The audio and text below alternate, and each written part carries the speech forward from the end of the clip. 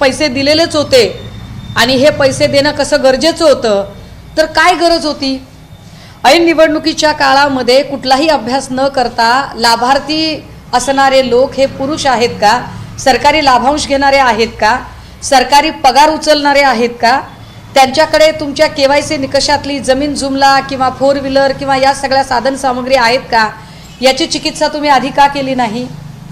कोणता असा वाघ तुमच्या मागे लागला होता म्हणून तुम्हाला तो निर्णय घ्यावा लागला? कदाचित तो वाघ निवडणूक नावाचा वाघ होता का, म्हणून तुम्हाला घाईघाईने तुमचे पगारी मतदार तयार करण्याची गरज पडली आणि ते पगारी मतदार आता गरज सरो वैद्य मरो या पद्धतीने आता तुमची गरज संपलेलीच आहे.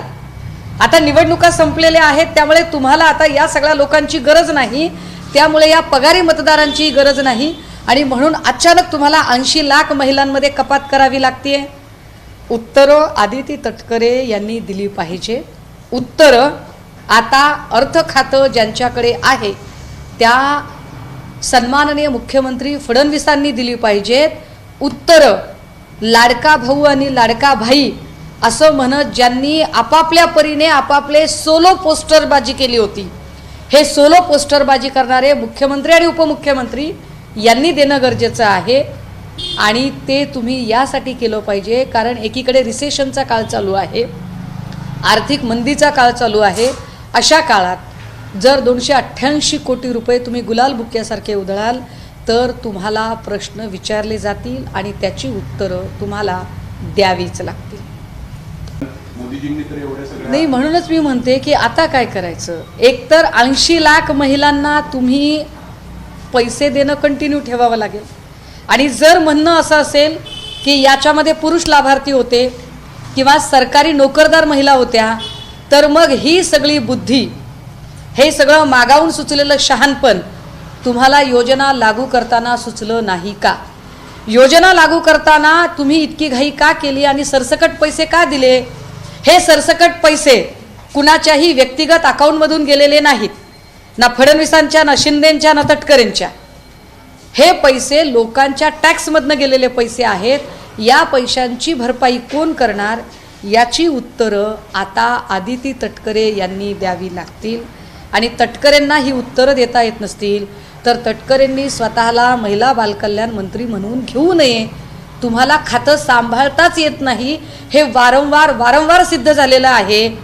किती दिवस वडिलांच्या कृपेने त्या पदावर बसणार आहात तुम्ही? नाही, मुळात आपल्याकडची जी सगळ्या विधान परिषदा किंवा हे जे काही चाललेलं आहे सगळी पदं ही फक्त भावाला पोराला देण्यासाठीचीच चाललेली सगळी योजना आहे. ही सगळी म्हणजे भाऊ पुनर्वसन योजना, बहीण पुनर्वसन योजना, लाडका पुत्र पुनर्वसन योजना, अशा न्यायानेच या सगळ्या जागा जात आहेत. कारण महेंद्र दळवी जरी भांडत असले तरी ते पोरीसाठी भांडतायत, तटकरे भांडतायत तर ते अनिकेतसाठी भांडतायत. जो तो आपल्या पोराला आपल्या पोरीला सेट करण्याचा प्रयत्न करतोय याच्यामध्ये सर्वसामान्य माणसांचा आणि सर्वसामान्य कार्यकर्त्यांचा कुठे विचार आहे किंवा सर्वसामान्य कार्यकर्त्यांचे प्रश्न तरी कुठे महत्त्वाचे आहेत? गेल्या 8-10 दिवसामध्ये हे सगळं विधान परिषदेचं जे काही वातावरण चालू आहे या सगळ्या काळात मुळात अशोक खरातचं काय चालू आहे? अशोक खरात आता कुठे आहे? सिन्नर पोलिसांनी खरातचा ताबा घेतला, पण ताबा घेतल्यानंतर आता अशोक खरातला जी VIP ट्रीटमेंट चालू आहे, अक्षरशः म्हणजे घरचा डबा देण्यापासून ते आम्हाला तर माहिती अशी मिळते की अशोक खरातचे हातपाय चेपून द्यायला सुद्धा तिथे भक्तांची रांग लागलेली आहे. या सगळ्यांकडे कुठे लक्ष आहे? काल विषारी दारूने जी काही माणसं मेली या सगळ्यांमध्ये महिला बालकल्याण मंत्री, तुम्ही महिलांचं कल्याण करणारे आहात ना. आज 22 बायकांचं कुंकू पुसलं गेलं, त्या 22 बायकांचं कल्याण अकल्याण जे काही असेल या सगळ्यांच्या संबंधाने आदिती तटकरे तुमची भूमिका कुठे गेली? आणि ज्या काही दारूचे अड्डे उद्ध्वस्त केले गेले, ज्या दारूंच्या अड्ड्यांबद्दल आम्ही हदवट्टीचे अड्डे सगळे उद्ध्वस्त करत आहोत वगैरे वगैरे जी काही मांडणी केली गेली, ही फक्त 4 दिवसांचा दिखावा असेल का? कारण मी वारंवार पोलिसांना सांगते की पुण्यामध्ये विशेषतः हडपसर असेल किंवा फुरसुंगीचा भाग असेल, इकडे येरवड्याचा भाग असेल, विश्रांतवाडीचा भाग असेल, विशेषतः विश्रांतवाडीमध्ये बखारवाडी, भीमनगर 6 भट्ट्या आहेत. आता या 6 भट्ट्या उखडून काढायचं नाटक केलं गेलं, पण या भट्ट्या पुन्हा किती दिवसांमध्ये बसणार आहेत? म्हणजे हप्ता धंदा चालू राहिला पाहिजे ना. याची गॅरंटी कोण घेणार की विश्रांतवाडीतले भीमनगर एरियातले 6 हातभट्टीचे धंदे पुन्हा चालूच होणार नाहीत? याची शाश्वती कोण देणार की शांतीनगर विश्रांतवाडीचाच एरिया जिथं 4 हातभट्टीचे धंदे आहेत, येरवडा लमानतांडा इथं होलसेल हातभट्टी, सगळ्या भागात जी हातभट्टी पसरवली जाते तिकडच्या एरियामध्ये, लोहगाव रोड असेल, विमाननगर असेल, विश्रांतवाडी असेल, शांतीनगर असेल, भीमनगर असेल किंवा एकूण सगळा मेंटल कॉर्नरचा एरिया असेल, या सगळ्या एरियात जी हातभट्टी पोचवली जाते ती येरवडा लमानतांड्याच्या इथून होलसेल धंद्याने. आता तुम्ही हातभट्टी काढल्याचं नाटक वगैरे केलंय, त्याचं बऱ्याचपैकी तुम्हाला जमेल तेवढं त्याचं चित्रीकरण वगैरे केलं, पण पुन्हा इथं हातभट्टीचा धंदा बसणार नाही याची गॅरंटी कोण घेणार? अमितेश कुमार घेणार आहेत का? DCP झोन मला वाटतं तिकडे मुंडे साहेब आहेत, घेणार आहात जबाबदारी की तिथल्या PIला आम्ही जाब विचारायचा? कारण 8 दिवस हे नाटक होणार, पुन्हा तेच चालू राहणार. 59 चौक, बर्मा सेल इथं पुन्हा हातभट्टीचे धंदे आहेत. धानोरी मुंजाबा वस्ती जो ओपन स्पेस आहे, विठ्ठल मंदिरचा परिसर, ज्या ओपन स्पेसमध्ये हातभट्टीचे धंदे चालू आहेत, हे सगळे धंदे फक्त 8 दिवसासाठी नाटक असेल की खरंच हे धंदे कायमचे बंद होतील? प्रश्न ज्यांच्या घरातले पुरुष गेलेत आणि ज्या महिला विधवा झाल्यात, या महिलांचे संसार सुरळीत व्हावे यासाठी महिला बालकल्याण मंत्री म्हणून आदिती तटकरे तुमची काय भूमिका आहे? गृह खात्याकडून आम्ही आता काही अपेक्षाच करत नाही, कारण ज्या गृह खात्याबद्दल निलेश राणे स्वतः नाराजी व्यक्त करत आहेत, निलेश राणे स्वतः सांगतायत की पोलीस कुचकामी ठरलेले आहेत, घरचा आहेर दिला जातोय, नारायण राणे घरचा आहेर देत आहेत, तिथं गृह खात्याकडून आम्ही काय अपेक्षा करायची? पण ज्यांना महिलांचं आणि बालकांचं कल्याण करण्याची जबाबदारी दिली त्या कुठे आहेत? आणि या संबंधाने त्या काय भूमिका घेणार आहेत की तुमच्या भावाला विधान परिषद मिळावी याच कामात तुम्ही बिझी राहणार आहात? याचं उत्तर झालं पाहिजे.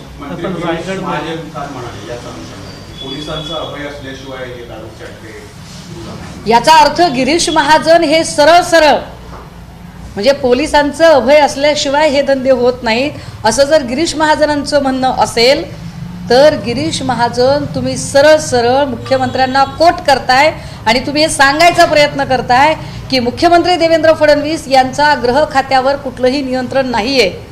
गृह खात्यावरचं सगळं नियंत्रण हे सैल झालेलं आहे, ज्याचा परिणाम म्हणून पुण्यामध्ये अवैध धंदे असतील, हातभट्टी असेल, विषारी दारू असेल, कोयता गँग असेल, दिवसाढवळ्या गोळीबार असतील, भर बाजारात माणसांना शूटआउट केलं जात असेल, हे सगळं जर अमितेश कुमार यांना झेपत नसेल, कंट्रोल करू शकत नसतील तर याचा अर्थ अमितेश कुमारांना स्वतः गृहमंत्री कंट्रोल करू शकत नाहीत का? उत्तर दिली पाहिजे. रायगडचं थोडक्यात काय, कपातलं बशीत आणि बशीतलं कपात आहे, त्याच्या पलीकडे तर जात नाहीये ना. म्हणजे अनिकेत तटकरेला आमदारकी देऊ आणि गोगावलेंना मंत्रीपद देऊ म्हणजे तटकरेही खुश, गोगावलेही खुश, पण तटकरे आणि गोगावलेंचे कार्यकर्ते यांनी सतरंजाच उचलायचे आयुष्यभर. झेंडे त्यांनी यांचे फडकवायचे आणि त्यांच्या नशिबी फक्त दांडेच असणार. हा सरळ सरळ अर्थ आहे.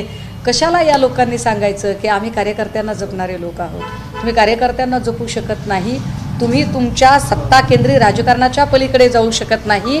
आणि असं असेल तर सुनील तटकरेंना खरंच अधिकार मिळतो का पार्थ पवारांना नावं ठेवण्याचा? जे सुनील तटकरे, आदिती तटकरे आणि अनिकेत तटकरे यांना सेट करण्यासाठी जीवाचं रान करतात, त्या तटकरेंना पार्थ पवारांच्यासाठी सुनेत्रा वहिनी काहीतरी करतायत हे बोलायचा तरी अधिकार मिळतो का? राजधर्म कुणाला चुकलाय? जसं तटकरे अनिकेत आणि आदितीसाठी धडपडत असतील, कदाचित तसंच सुनेत्रा पवार आता पार्थ पवारांचं नेतृत्व रुजवण्यासाठी धडपडत असतील. मला वाटतं की तटकरेंनी जरा स्वतःमध्ये जरा वाकून बघितलं पाहिजे या संबंधाने. अमितेश कुमार यांच्या कारकिर्दीत कायदा सुव्यवस्था आबादी आबाद आहे आणि 8 दिवस कुठलाही गुन्हा घडला नाही असा एक 8 दिवसाचा कार्यकाळ आम्हाला तुम्ही दाखवा. जिथे कैद्यांना पोलिसांकडूनच काही वस्तूंचा पुरवठा होतो, दिवसाढवळ्या कोयता गँगचा जिथे हैदोस चालतो, ज्या पोर्शे कार प्रकरणामध्ये आम्ही त्या अगरवालला गजाआड करण्यासाठी जीवाचं रान केलं, ती अगरवाल फॅमिलीतले दोघे जेव्हा जामिनावर बाहेर येतात तेव्हा ते जल्लोष करतात. ज्या अर्थी ते जल्लोष करतात त्या अर्थी त्यांना कस्टडीमध्ये काय VIP ट्रीटमेंट मिळाली असेल. कारण एकदा जर लोकांना धाक असेल कायद्याचा तर लोक बाहेर पडल्यावर तशा चुका पुन्हा करणार नाहीत.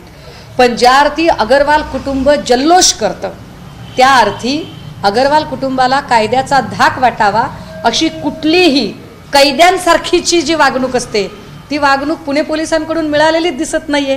पुणे पोलिसांनी त्या संबंधाने कुठलीही कठोर पावलंच उचललेली दिसत नाहीत.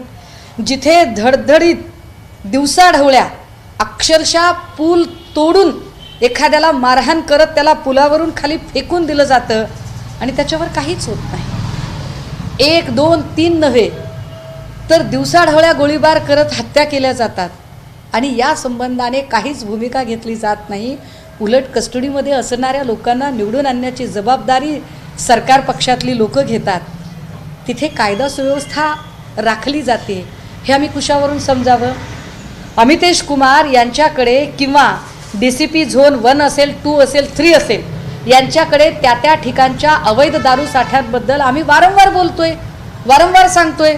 जसं मी सांगितलं की फुरसुंगी असेल, हडपसर असेल, अहो एकट्या हडपसर फुरसुंगीमध्ये एका आठवड्यात जर 22 महिला बेपत्ता होत असतील आणि त्या बेपत्ता महिलांच्याबद्दल कुठलीही माहिती जर पोलीस आयुक्तांकडे नसेल तर आम्ही अशा पोलीस आयुक्तांबद्दल काय भावना व्यक्त केल्या पाहिजेत असं आपल्याला वाटतं. आम्हाला अल्टिमेट सिक्युरिटी हवी आहे ना, पण कायदा सुव्यवस्था दिसतच नाही. चोर सोडून संन्याशाला धाक दाखवण्याची कुठे ब्लिंकिटचे पोरं 10 पोरं एकत्रित आली तर आम्ही तुमच्यावरच केस ठोकू असं जर पोलीस त्या ब्लिंकिटच्या लेकरांना सांगत असतील आणि गुन्हेगारांना मात्र अभय देत असतील तर आम्ही काय अपेक्षा करायची यांच्याकडून. दादा, आपण हा देश आर्थिक संकटातनं जात आहे. ही फायनान्शियल एमर्जन्सी आहे आणि या फायनान्शियल एमर्जन्सीमध्ये जसं मी सांगितलं की 80 लाख महिला म्हणजे जवळपास 144 कोटी रुपये, 2 वर्षाचे 288 कोटी रुपये हा हिशोब एकीकडे राहिला. दुसरं, डिझेल, पेट्रोल आणि CNGचे भाव वाढून गेले. याचा परिणाम सर्वसामान्य माणसांच्या कुटुंबावर कसा होतोय तर एकट्या पुण्यामध्ये 240 ब्लिंकिट आउटलेट आहेत. एका आउटलेटला साधारणतः 200 पोरं काम करतात. म्हणजे 20,000 मुलं आहेत ज्यांना 4 किलोमीटरमधली एक फेरी करण्यासाठी साधारणतः 40 रुपयाचा MG मिळायचा, बिझनेस मिळायचा. आता तो आकडा 27 रुपयांवर आलेला आहे. आणि काम नाही केलं तर आम्ही दुसरी पोरं कामावर घ्यायला तयार आहोत. ही मुजोरी ब्लिंकिटवाल्यांकडून होते. एकाच वेळेला 20,000 कुटुंब आर्थिक संकटात येतात. तुम्ही सांगताय त्या पद्धतीने हिंजवडीच्या कंपन्या संकटात येतात. ओला उबेर चालवणारे सगळे जे लोक आहेत, रिक्षा चालवणारे जे लोक आहेत किंवा मेस चालवणारे जे आहेत त्यांचे सगळ्यांचे धंदे आता संकटात आहेत. आणि एवढं सगळं चालू असतानाही राज्याचे मुख्यमंत्री सांगतात की असं काहीच नाही घडलेलं. हे सगळं चालू असताना राज्याच्या मुख्यमंत्र्यांच्या वतीने बोलणारे बोलघेवडे प्रवक्ते सांगतात की आमचे पंतप्रधान समुद्राच्या खालून पाईपलाईन टाकून डिझेल पेट्रोल आणायला गेलेले आहेत. अशा सगळ्या म्हणजे अज्ञानात राहणाऱ्या लोकांच्याबद्दल काय काय बोलायचं. श्रीकांत शिंदेंचा दौरा आत्ता चालू होता, संजय राठोडांचा दौरा चालू आहे. 30-30, 40-40 गाड्या या ताफ्यामध्ये दिसत आहेत, हेलिकॉप्टर्स दिसत आहेत, गार्ड आणि इतर सगळ्या गोष्टी. कदाचित पंतप्रधानांना हे सांगायचे की मी स्वतःही फॉरेन कंट्रीजमध्ये जाऊन टूर करतो, माझे मंत्रीही ऐशो आराममध्ये आणि 40-40, 50-50 गाड्यांच्या ताफ्यामध्ये राहतील. नियम जे आहेत ते फक्त सर्वसामान्य लोकांच्यासाठी आहेत. सर्वसामान्य लोकांनी खाद्यतेल कमी वापरायचं, सर्वसामान्य लोकांनी प्रवास करायचा नाही, कुठली चांगली चुंगली खरेदी करायची नाही. उद्या पंतप्रधानांनी जर सांगितलं आणि त्याच्यावर प्रश्न विचारायचे नाही, महत्त्वाचं म्हणजे, कारण त्यावर प्रश्न विचारला की भाजपसाठी बनमस्का घेऊन बसणारी जे त्यांचे बोलघेवडे लोक आहेत ते पुन्हा देशभक्ती आणि देशद्रोहाचं प्रमाणपत्र वाटायला तयार आहेत.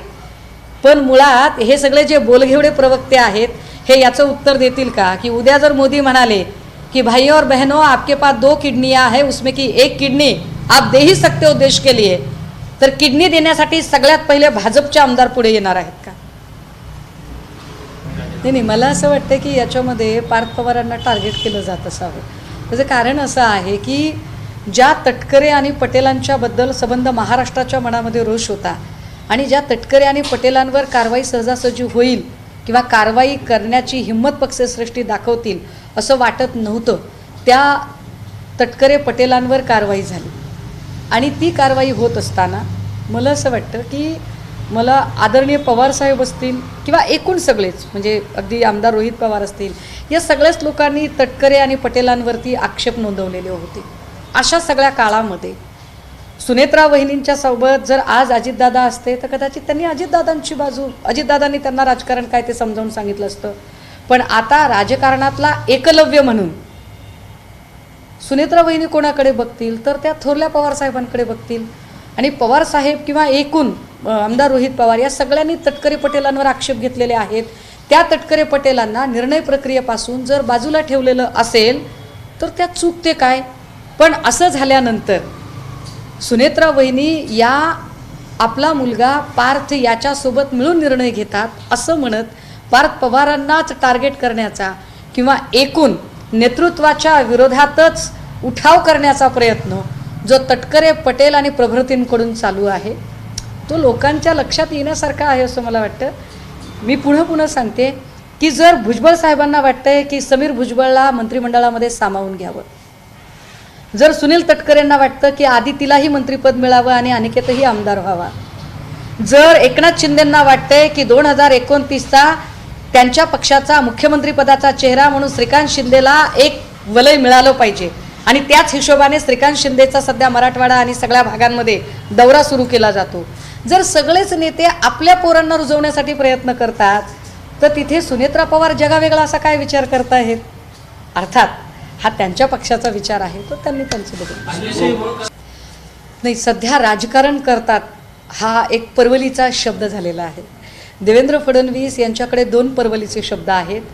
राज्यात कुठेही काहीही अवैध घडलं, गुन्हा घडला तर आम्ही त्याची पाळंमुळं खणून काढू आणि विरोधकांनी प्रश्न विचारले की याचं राजकारण करू नका, हे राजकारण करू नका आणि पाळंमुळं खणून काढू, हे 2 अत्यंत आवडते असे परवलीचे शब्द देवेंद्रजींचे आहेत.